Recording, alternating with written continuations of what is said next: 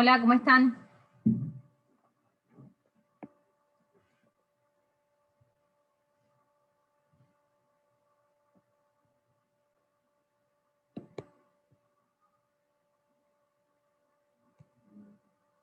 ¿Todo bien?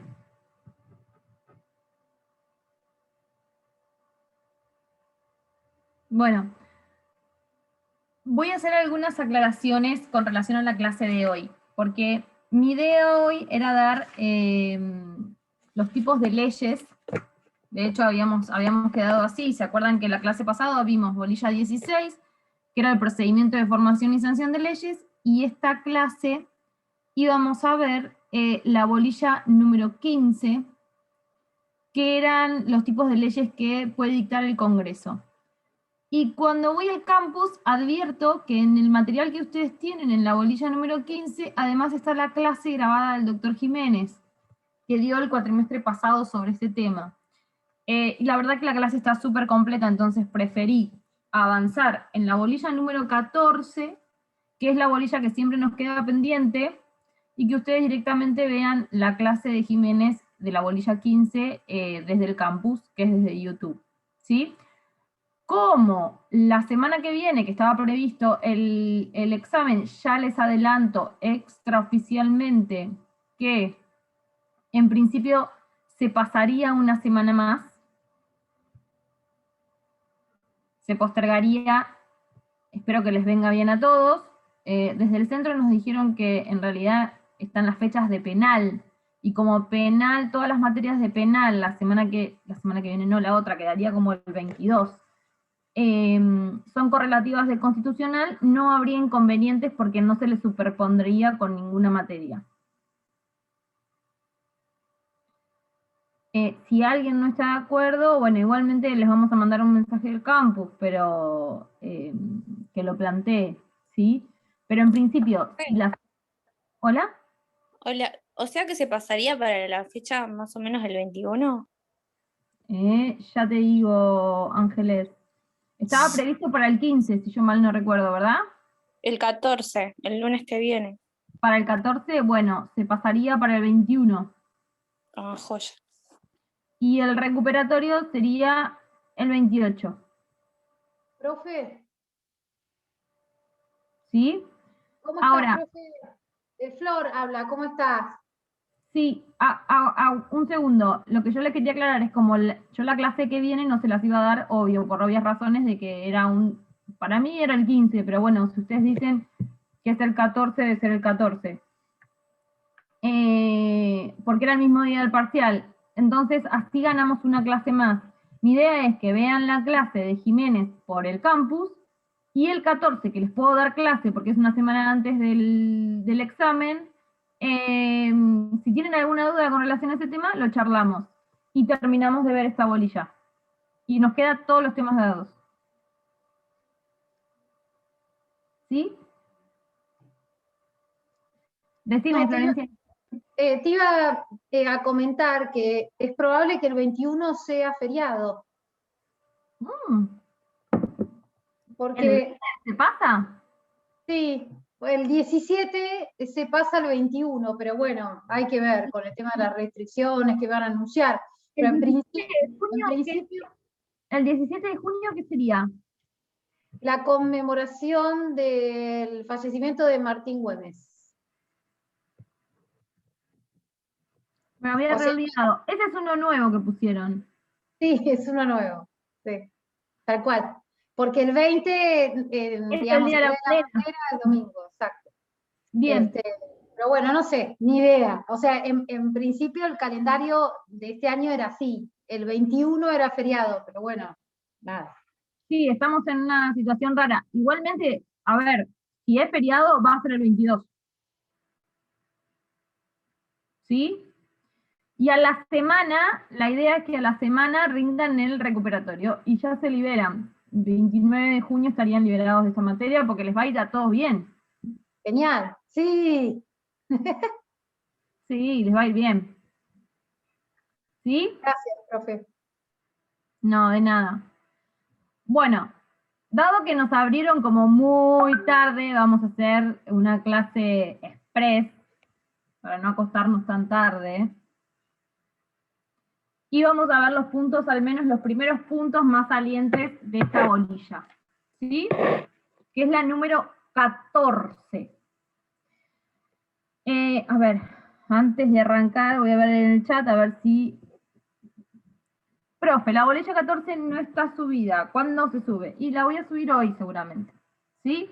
Al menos el capítulo. En principio vamos a subir el capítulo para que ustedes la puedan ir viendo y estudiando. Y para la semana que viene les armo un PowerPoint o una guía de estudio para que ustedes la tengan más accesible. ¿Sí? No estaba subida porque nunca llegamos a darla. Por eso no estaba subida. Pero bueno, este cuatrimestre, al extenderse y al aprovechar la clase de Jiménez, se puede dar. ¿Sí? Bueno, arrancamos entonces. ¿Se acuerdan cuando nosotros vimos en la bolilla 11 y 12, vimos los poderes específicos de cada una de las cámaras en su pie de igualdad? ¿Y se acuerdan que dijimos que había poderes del Congreso de la Nación que requerían de la voluntad concurrente de ambas cámaras para poder llevarse adelante, para poder efectivizarse? ¿Sí? ¿Se acuerdan eso? Bueno. Estos son los poderes específicos o expresos del Congreso de la Nación, que los encontramos en donde, en todos los incisos del artículo 75, ¿sí? ¿Vieron el artículo 75, ese que es tan largo? Es un artículo que a ustedes les conviene leerlo a conciencia, como si fuera una lectura del libro, ¿sí? Como para tener una idea de cómo se pueden agrupar estos incisos, a qué poderes específicos se refieren estos incisos, todo como regla de estudio se los marco esto, ¿eh? Igualmente cada uno puede estudiar como quiera, pero como una buena regla técnica de estudio, básicamente también lo que podemos hacer es, yo, amén de habérmelos clasificados de acuerdo a los títulos que le pone, que le consigna el libro. Fíjense que en el libro de Jiménez, o cuando, si no lo tienen aún, cuando yo se los suba al campus, van a ver que los clasifica, las primeras potestades del legislativo no, pero después hace una clasificación de cuáles son los grupos principales y qué función cumple de estos incisos. Eso les va a venir bien. Yo soy de escribir mucho los libros, las leyes, las constituciones, siempre me gustó. Hay gente que no, pero bueno. Y la otra cosa que les sirve también, que yo lo hice en su momento, fue ponerle títulos a los incisos, como un pequeño resumen de que, a ver, yo no sé si lo van a ver, pero les muestro. Esta es mi constitución y está toda con los títulos, ¿sí? Como una especie de resumen, como también de memotécnica, como para que ustedes vayan adquiriendo qué es lo que encontramos en este artículo. Y también les sirve para el examen, porque como ustedes tienen todos los libros abiertos, siempre lo decimos, ¿sí? Entonces, si les hacen alguna pregunta, pueden ir al inciso directamente leyendo el título. Si les hacen alguna pregunta relacionada con esto. ¿Sí? Bien. Eso a modo de consejo de estudiante a estudiante. Bien. Entonces, una de las características principales del Congreso de la Nación, que esto también lo dijimos cuando vimos la bolilla 11 y bolilla 12, es que es el órgano político por excelencia. ¿Se acuerdan? Dijimos que es el órgano de gobierno, básicamente. ¿Por qué? Porque es el más representativo, porque es el que va a articular a través de la deliberación de sus cámaras y con el voto de cada uno de sus miembros, el rumbo que va a transitar las políticas de la República, ¿sí? Básicamente, esto es lo que nos determina que el Congreso va a ser el poder que va a gobernar, o para hablar con mayor propiedad, es el poder que debería gobernar conforme a nuestra estructura constitucional, ¿sí? Y el Ejecutivo es el que administra, aunque muchas veces en la práctica pase lo contrario. Pero lo que nosotros tenemos que tener en mente que el funcionamiento correcto del Congreso de la Nación es que va a ser el Congreso, tengo una puerta abierta, va a ser el Congreso de la Nación el que va a gobernar y, como les decía, el que va a determinar el rumbo de la República.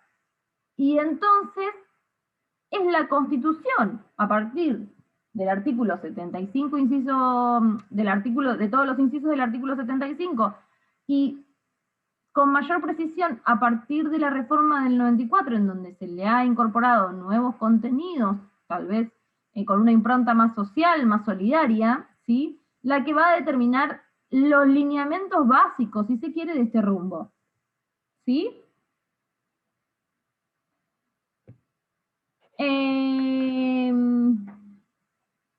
Entonces vamos a tener que en los 32 incisos que posee el artículo 75 de la Constitución, nos van a reenviar constantemente a la primera parte o a la parte en donde encontramos las declaraciones de derechos y garantías, ¿sí? Y va a ser el Congreso de la Nación el encargado de relacionar estas coordenadas o estas bases, ¿sí? Para delinear las nuevas políticas. ¿Qué entendemos concretamente por atribuciones jurídicas del Congreso? Dice Jiménez en el libro que son aquellas potestades que ponen en manos del cuerpo la posibilidad de legislar para diagramar la sociedad futura. Dice, la reforma ha mantenido el diagrama clásico del sistema, pero lo ha ampliado hacia confines más solidarios y sociales. Esto es lo que yo les decía, las nuevas incorporaciones que hizo la reforma del 94. ¿Qué incisos? A ver, tenemos el inciso 17, que se refiere a los pueblos originarios. Inciso 18, que es la cláusula del progreso. El inciso 19, que es la cláusula de desarrollo humano. Tenemos el inciso 23, que es el que vamos a ver ahora específicamente, que son las medidas de acción positiva, ¿sí? Todas estas cuestiones, bueno, en el inciso 12, que es el próximo, que es el primero que vamos a ver, incorpora el Código de la Seguridad Social, ¿sí? Todas estas cuestiones nos marcan una tendencia en el 94, en la reforma del 94, dirigida a incorporar un sentido más social a la Constitución Nacional. ¿Sí?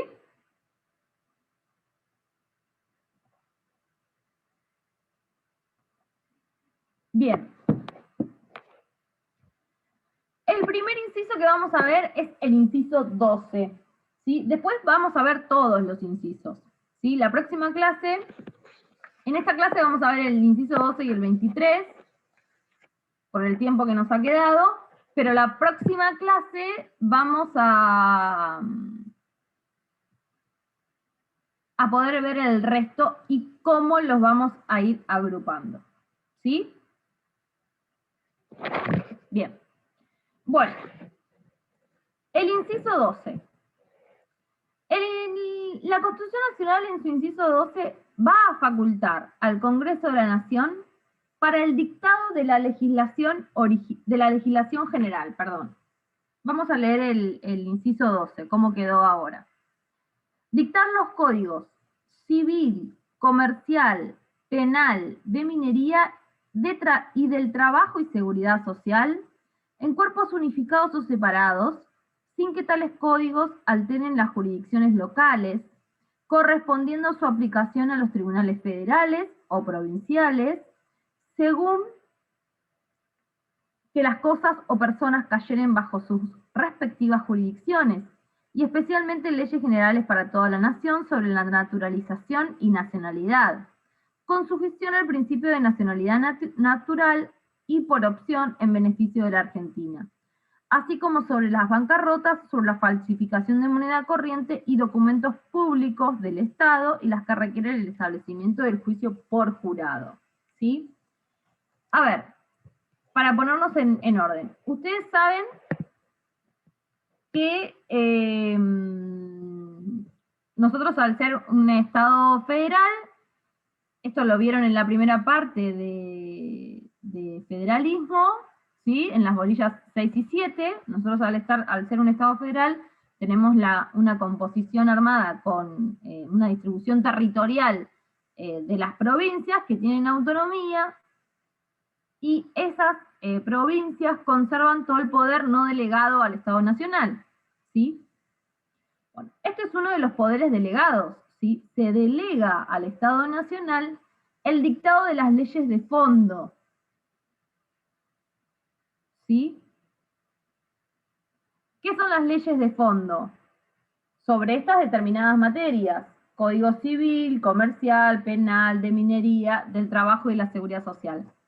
Habla de código. Jiménez en el libro explica que no necesariamente tiene que ser código, que esto responde a una concepción racionalista, ¿sí?, del derecho clásica, en donde se trataba de reunir la mayor cantidad de instrumentos en un solo libro, ¿sí?, en un solo elemento, pero que no es una condición sine qua non para que el Congreso de la Nación dicte leyes sobre derecho sustancial sobre estas determinadas materias. ¿Sí?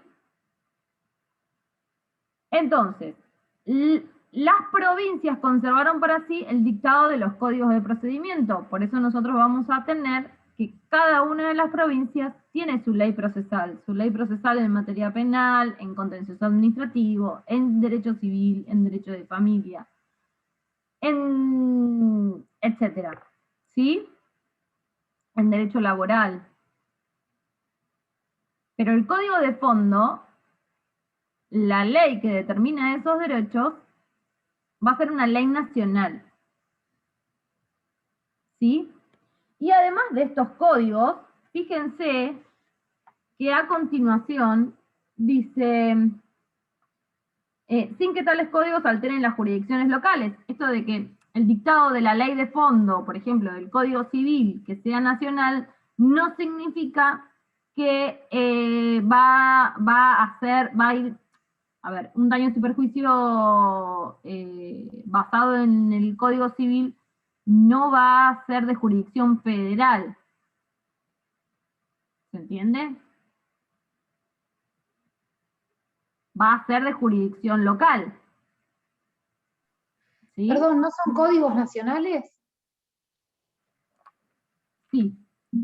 Pero fíjate que dice, sin que tales códigos alteren las jurisdicciones locales, correspondiendo su aplicación a los tribunales federales o provinciales, según que las cosas o las personas cayeren bajo sus respectivas jurisdicciones. Por eso yo les expliqué la diferencia entre un código de procedimiento que es local. Ahí se utilizaría, claro, se utilizaría el código de procedimiento provincial de Buenos Aires o de la provincia que fuera. Claro, vamos a un ejemplo. Nosotros acá en Mar del Plata tenemos la justicia ordinaria o local, que es la correspondiente a la provincia de Buenos Aires, cuyo ente supremo, y se los destaco para que ustedes puedan diferenciarlo, es la Suprema Corte de Provincia de Buenos Aires, ¿sí? Y por el otro lado, de forma paralela, tenemos los juzgados federales, civiles y comerciales, y con competencia laboral también, y de la seguridad social, ¿sí?, cuyo Tribunal Supremo es la Corte Suprema de Justicia de la Nación. Uno es la Suprema Corte, los otros la Corte Suprema de Justicia de la Nación, ¿sí? En lo que es materia civil, por ejemplo, de daños y perjuicios, ¿sí?, se aplica el Código Civil. ¿Hasta acá estamos? Pero ello no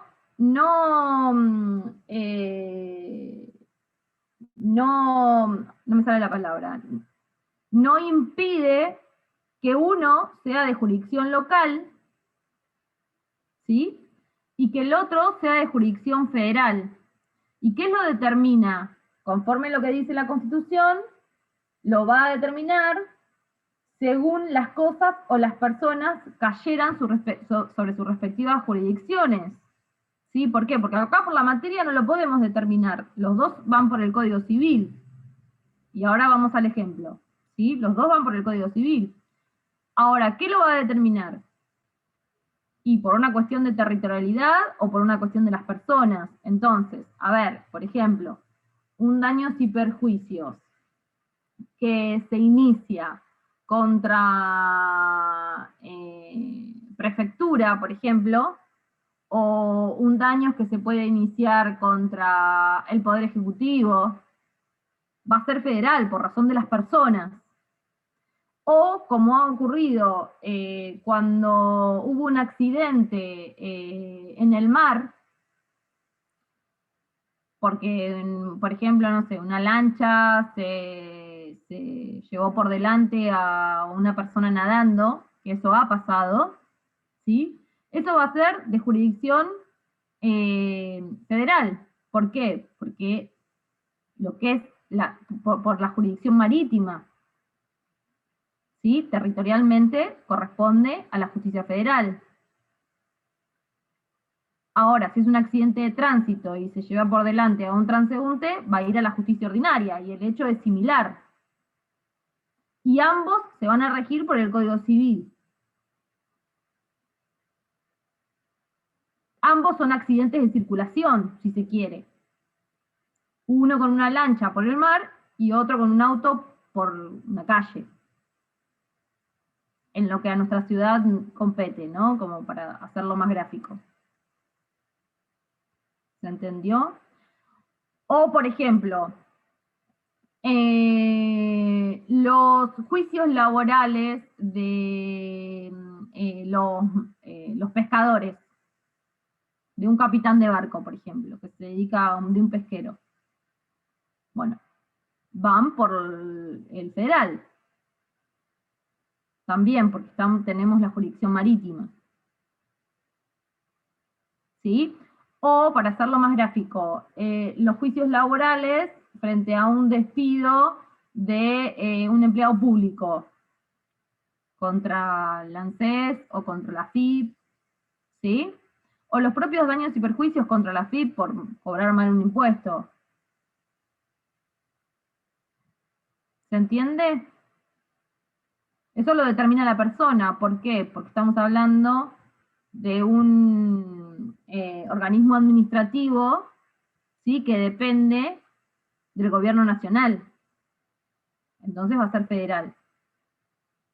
No así los daños y perjuicios contra ARBA, por ejemplo. Ahí es provincia. ¿Sí? Aunque se aplique la misma legislación de fondo. Porque el código penal que se aplica en legislación de fondo va a ser el mismo, tanto en provincia como en nación, y en todas las provincias. Lo mismo el Código Civil, lo mismo la ley de contrato de trabajo. Se aplica el mismo para todas las provincias y para todo lo que sea provincia y nación. ¿Sí? Lo que difiere es el procedimiento. Se va a aplicar la ley procesal laboral nacional en el fuero federal y la ley de procedimiento laboral provincial en el ámbito provincial. Lo mismo, el Código de Procedimiento Civil y Comercial nacional se aplica en el federal y en el otro, aunque son muy similares, pero bueno, y en el otro se aplica el provincial. ¿Se entendió la diferencia a lo que hace referencia a ese parrafito? ¿Sí? Entonces, vamos a tener que el Congreso de la Nación va a dictar para toda la Nación los códigos civil, comercial, penal, de minería y de trabajo de la seguridad social, y además tiene que dictar leyes federales, que son estas las leyes especiales federales, ¿sí? Que son sobre determinada materia. ¿Qué dicen? ¿Qué son? Las de sobre la naturalización y nacionalización. Bueno, dice, con sujeción al principio de nacionalidad natural o por opción de beneficio de Argentina, así como los de la bancarrota, sobre falsificación de moneda corriente, todo lo que sea falsificación de dinero, es de legislación nacional. La falsificación de documentos públicos también es de legislación nacional. Y bueno, y que requiera y las que requieran el establecimiento de juicio por jurado, que también está ahí. ¿Sí? ¿Se entendió? Bien.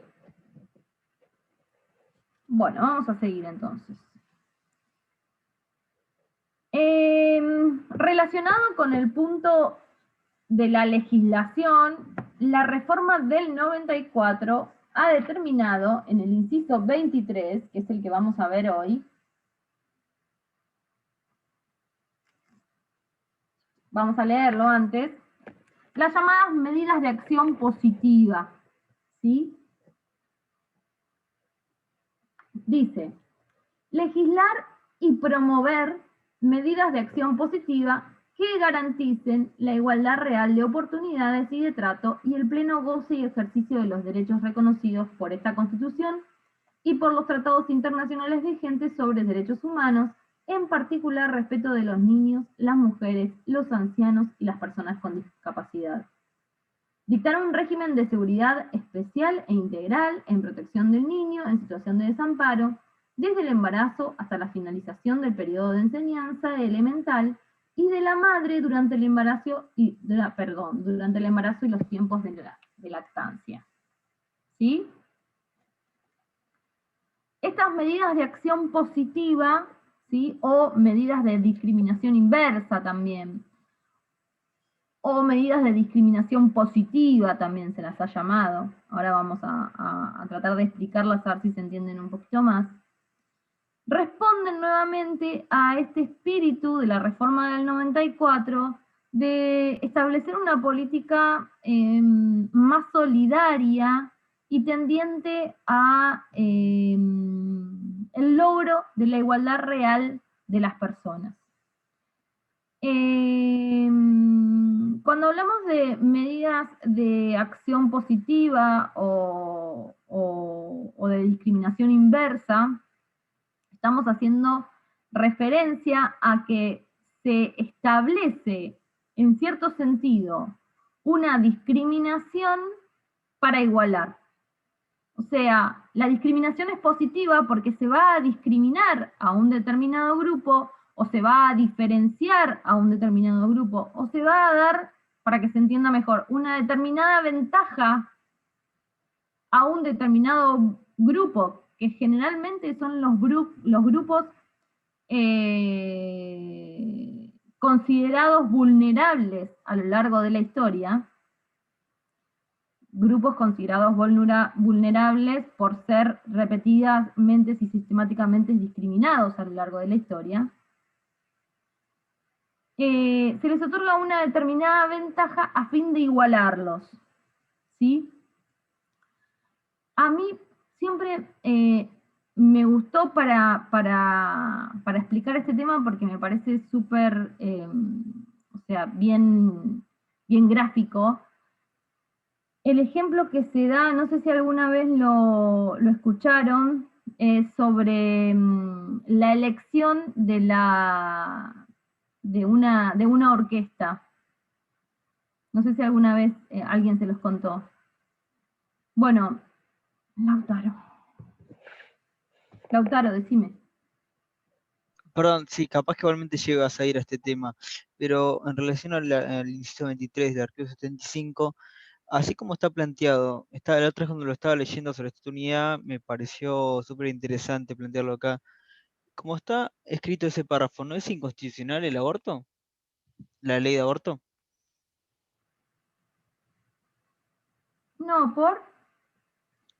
Porque dice dictar un régimen de seguridad social especial e integral en protección del niño en situación de desamparo desde el embarazo hasta la finalización del periodo de enseñanza elemental y de la madre durante el embarazo y el tiempo de lactancia. Sí, pero también, perdón, también hace dice de que tengan una real igualdad de oportunidad y pleno goce y ejercicio de los derechos reconocidos por esta igual, Constitución. discúlpame, Elizabeth, dice desde el embarazo. No te dice desde qué momento del embarazo. Y acuérdense que los derechos no son absolutos, siempre se pueden reglamentar. Ok, No sería inconstitucional. Depende cómo vos lo quieras interpretar. Siempre se le puede hacer decir a la Constitución claro, sí, sí, sí. lo que vos quieras. Ahora, si vos decís, bueno, desde el embarazo, y si la ley del aborto te está determinando que hasta el tercer mes de embarazo vos podés abortar, no sé cuál es lo que sería Claro, inconstitucional. claro, claro. Yo a veces yo a veces leo los artículos y digo, bueno, como si fueran absolutos, pero bueno, claramente hay otro artículo que dice que los derechos no son absolutos, sino que van a ser reglamentados por las leyes, así que pensándolo de ese modo no sería constitucional, Y en este caso, interpretándolo así. y más en este caso cuando hay una disputa entre el derecho de la madre a disponer de su propio cuerpo. Entonces Claro. es un equilibrio.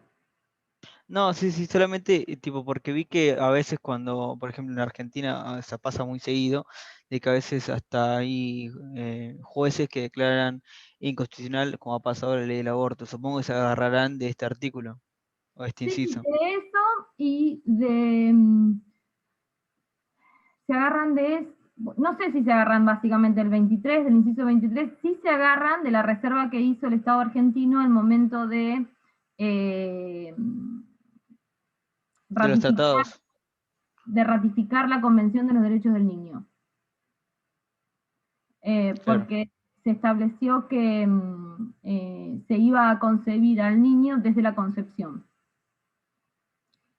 El tema es que también ahí vamos a un concepto vacío. A ver, yo estoy cursando el doctorado, ¿no? Y mi profesor de Introducción al Derecho, que es Guibur, nos explicaba, cuando lo cursaba en esta materia, que en realidad el derecho es una construcción cultural, básicamente, y uno le puede ir poniendo contenidos a las palabras.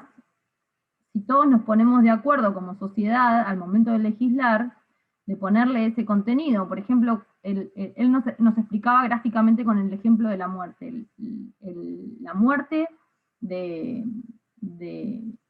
las personas, digamos, se encuentra, en definitiva, es el abogado o el estudioso del derecho o el legislador el que le dice al médico, porque la muerte básicamente es un proceso biológico que no tiene un determinado momento específico, y nosotros siempre vemos los certificados de función donde dice la hora de la muerte tanto. Y en realidad eso ha sido establecido por una ley que le dice al médico, bueno, vos vas a tener que poner como hora de la defunción cuando deja de funcionar el corazón. Pero en realidad el cuerpo sigue un lapso de tiempo más, o determinados órganos, porque biológicamente es un proceso. No sé si se entiende lo que les estoy diciendo. Entonces, el tema de la concepción también, no necesariamente, o por ejemplo, cuando él nos explicaba con otro ejemplo, él decía, bueno, a ver, para nosotros los niños que pueden celebrar un contrato, o sea, la persona tiene que ser mayor de edad para celebrar un contrato. ¿Por qué? Porque el derecho civil entiende que no tiene discernimiento para comprender la importancia de un contrato.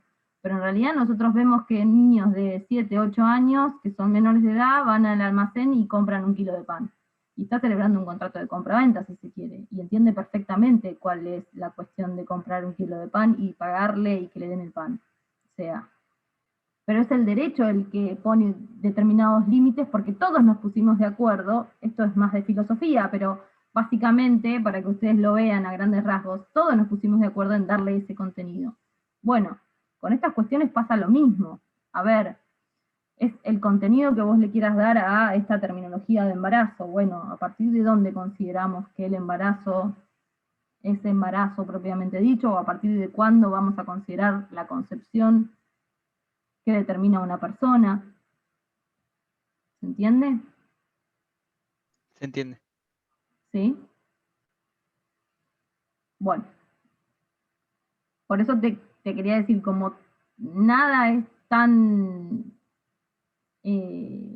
nada está tan determinado, salvo hasta que los legislemos, es como que Claro, estas como que el derecho no es estático, permanentemente se no, va modificando a medida que van surgiendo situaciones o a medida cosas. que va evolucionando la sociedad, ustedes se pueden, bueno, ustedes por ahí hay muchos que son muy chicos, pero eh, mi papá, por ejemplo, cuando, eh, hablando de un ejemplo personal, ¿no? Pero eh, mi mamá y mi papá cuando se pusieron, se juntaron, digamos, se fueron a convivir porque venía yo, que iban a hacer, no se podían casar porque mi papá no se podía divorciar de su mujer anterior.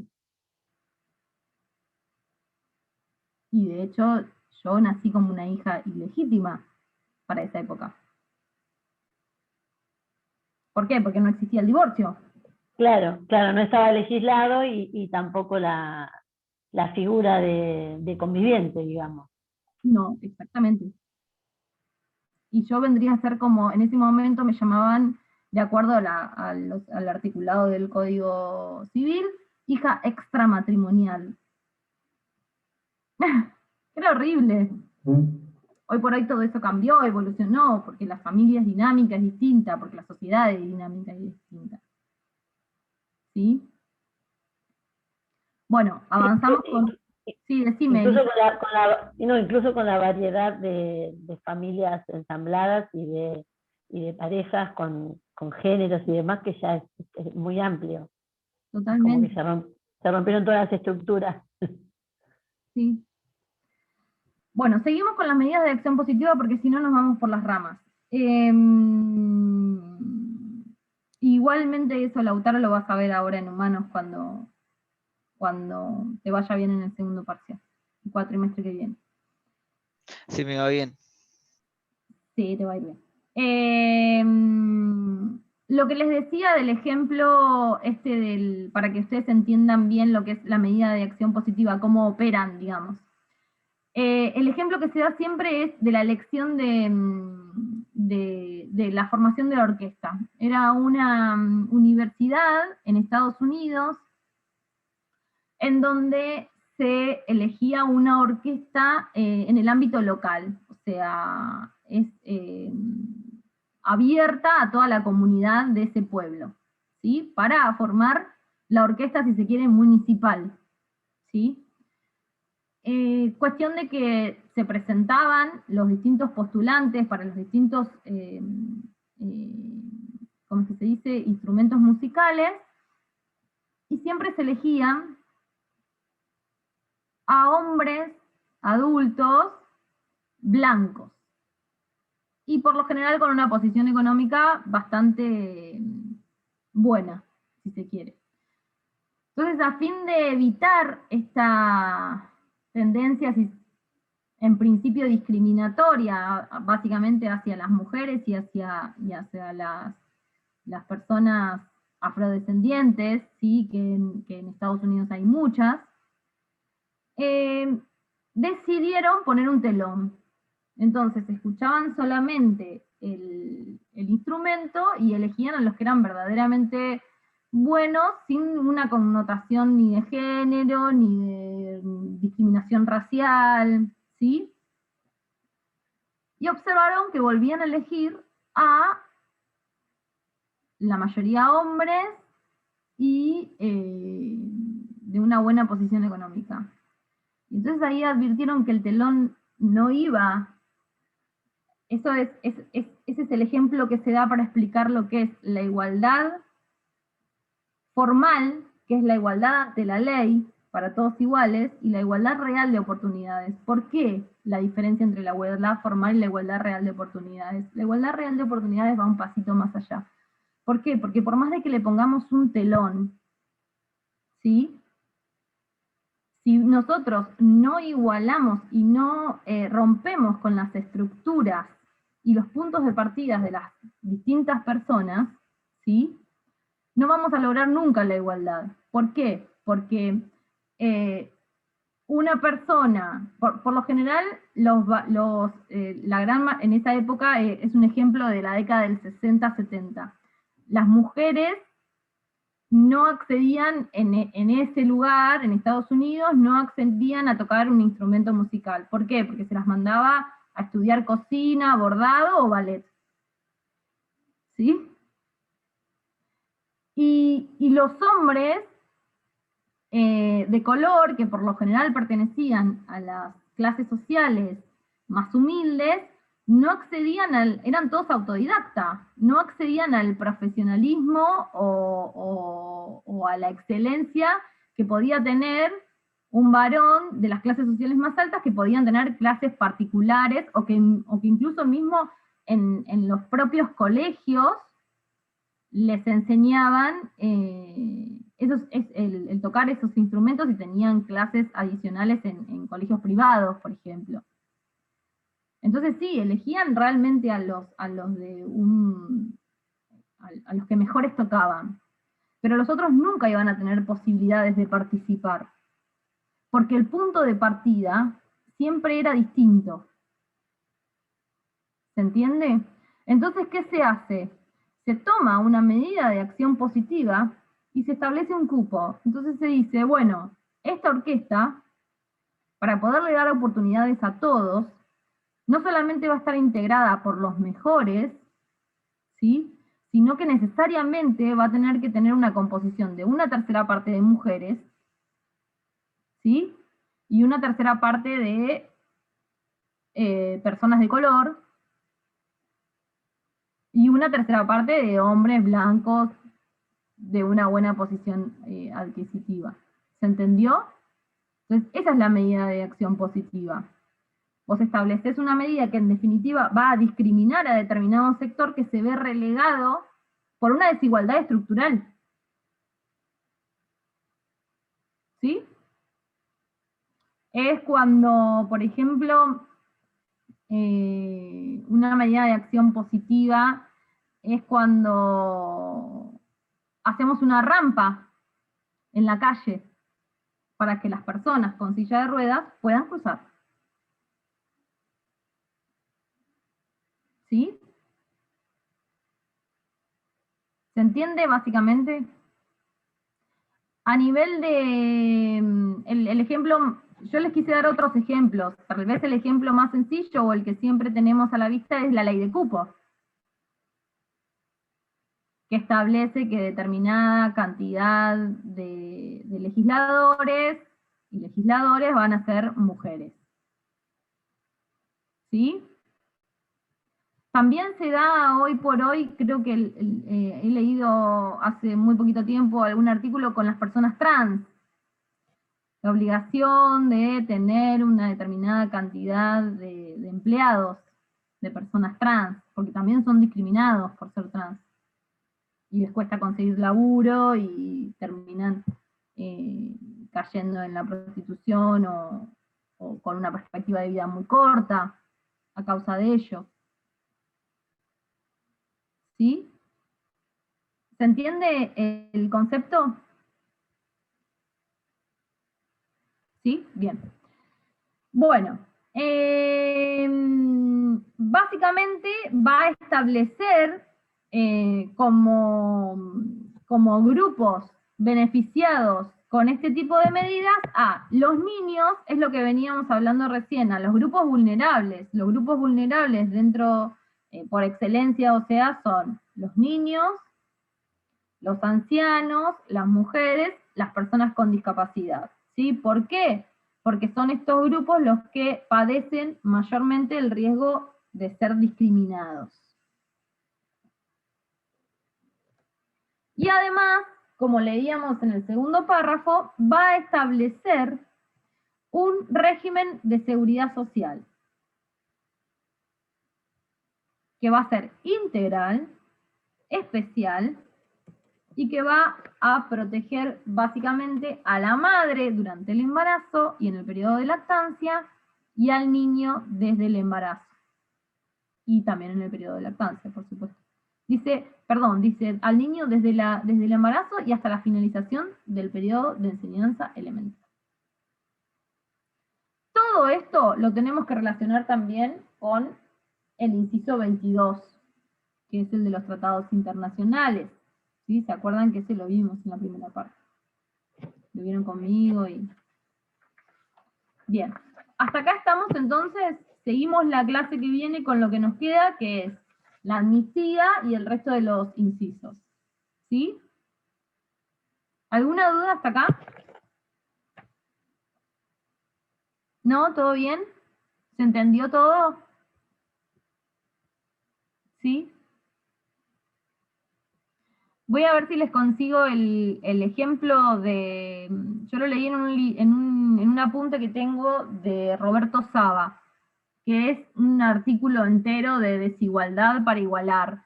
No se los voy a dar entero al artículo, pero sí voy a buscar las páginas donde está el ejemplo del telón.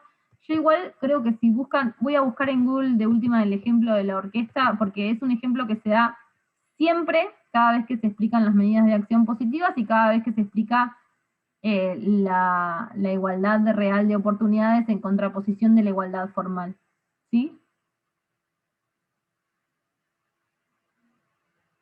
Bueno, les subo todo al campus entonces y vean la clase de Jiménez de la bolilla 15. ¿Sí? Nos vemos la clase que viene, el lunes que viene. Adiós. Gracias, profe. Chao.